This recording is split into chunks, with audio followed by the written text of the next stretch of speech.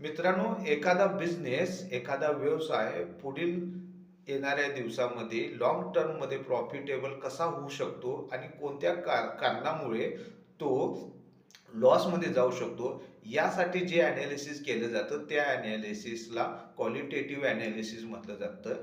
आणि या प्रकारच्या ॲनालिसिसचा वापर करून आपण एखाद्या स्टॉकमध्ये आपण इन्व्हेस्टमेंट करू शकतो का नाही हे आपण ओळखू शकतो. तो बिझनेस येणाऱ्या काळामध्ये टिकून राहू शकतो का नाही हे आपण माहिती करून घेऊ शकतो. आणि याचसाठी आपण 20 जानेवारी रोजी रात्री 9 वाजता एक ऑनलाईन चर्चासत्र करणार आहोत. या या चर्चासत्रामध्ये आपण यासारख्या भरपूर गोष्टी आपण समजून घेणार आहोत. जर आपल्याला या चर्चासत्रामध्ये जर सहभागी घ्यायचा असेल तर डिस्क्रिप्शनमध्ये लिंक आहे, त्या लिंकवरती जाऊन आपण व्हॉट्सअप ग्रुपला जॉईन व्हा आणि आपण या